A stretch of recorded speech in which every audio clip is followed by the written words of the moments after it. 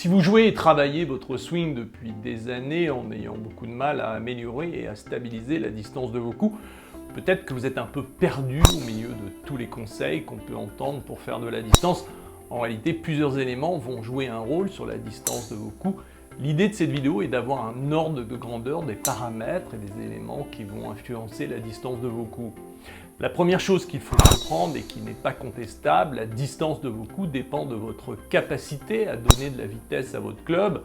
Les fabricants de matériel réfléchissent chaque année à faire en sorte de nous aider à donner plus de vitesse au club quand nous jouons avec nos swings. En tant que fitter moi-même, je peux vous garantir qu'ils y arrivent dans la majeure partie des cas.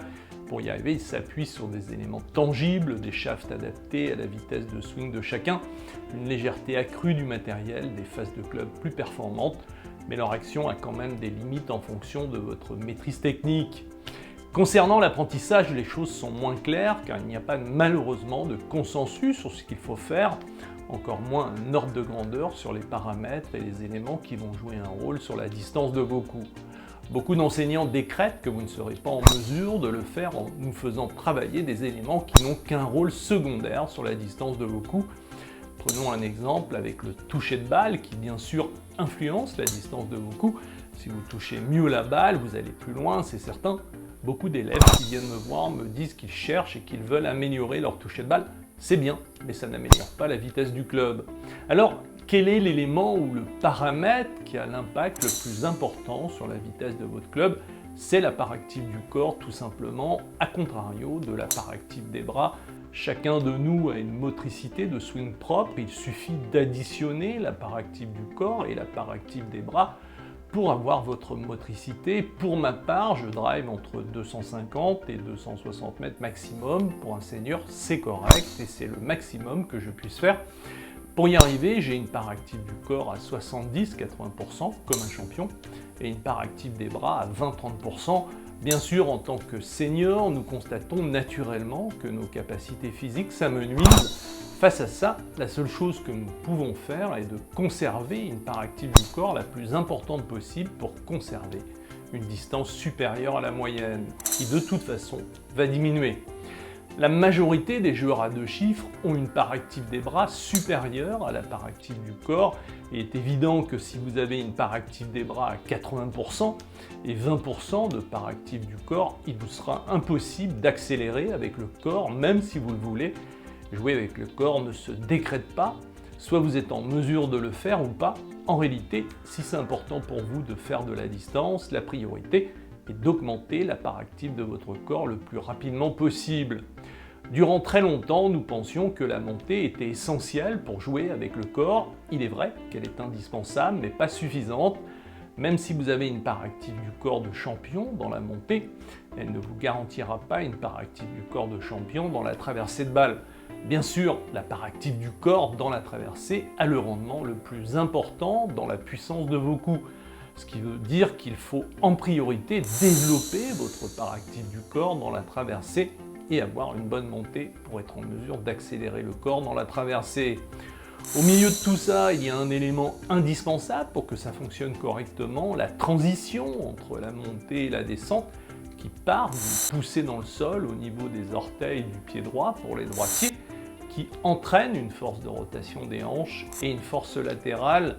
La priorité est d'avoir la part active du corps la plus importante possible, le plus rapidement possible. Ensuite, il faudra avoir une coordination durable de la montée avec un démarrage sans les mains pour mettre le corps en mouvement tout de suite, retarder l'armement des poignets et finir par une harmonie buste-bras-main pour avoir une motricité du corps dans la montée et avoir une transition correcte pour que tout ça se fasse dans de bonnes conditions et que vous puissiez dérouler le corps dans la balle. La limite se situe dans votre capacité à dérouler plus vite le corps dans la balle. Que vous soyez champion ou joueur moyen, le problème vient au moment où vous faites intervenir les bras. Plus votre corps est moteur, plus vous êtes en mesure d'accélérer sans faire intervenir les bras. Quand vous avez une part active des bras très importante, dès que vous voulez accélérer, ils interviennent très vite, trop vite, pour augmenter la vitesse du club, sans compter les dégradations mécaniques que l'intervention des bras va entraîner, bras pliés à l'impact, transfert impossible. Aujourd'hui, nous pouvons certifier que la différence de niveau est liée à l'importance de la part active du corps. Plus elle est importante, plus vous êtes en mesure de réaliser les différents coups de golf dans de bonnes conditions. Le moyen le plus efficace est d'utiliser le Tai Chi Swing. Le principe est de faire un mouvement ample et lent en faisant la distance la plus courte possible. Vous utilisez un fair set sur un tee en faisant un mouvement le plus ample possible, aussi bien dans la préparation arrière que dans le déroulé vers l'avant. L'objectif à moyen terme est d'arriver à faire 10 mètres en touchant correctement la balle, mais au début, essayez de faire 25 mètres. Le Tai Chi Swing, en dehors d'améliorer votre part active du corps, va surtout vous faire comprendre pourquoi vous n'avez pas réussi à le faire jusqu'à présent.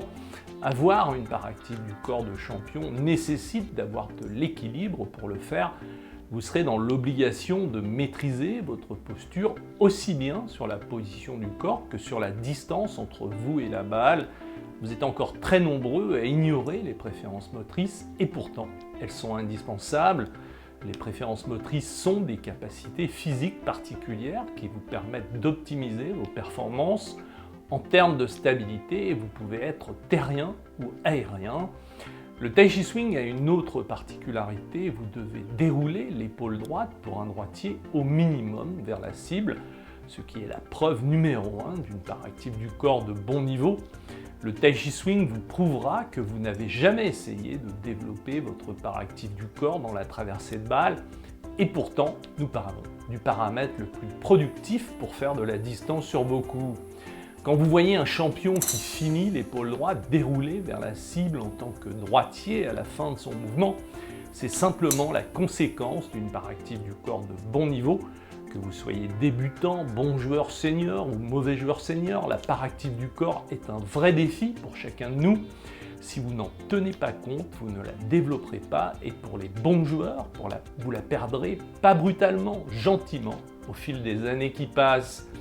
Le Tai Chi Swing fait partie d'un quatuor qui permet à tout le monde d'acquérir une part active du corps en quelques heures, quel que soit votre niveau et votre âge. Ce qui veut dire que si tout le monde utilisait ces 4 outils, nous aurions tous de bons swings. Je sais, vous vous dites que si c'était vrai qu'en utilisant 4 outils, on aurait tous un bon swing, on le saurait déjà. Vous avez raison, nous pourrions le savoir, mais encore faudrait-il que les enseignants comparent et évaluent leurs solutions.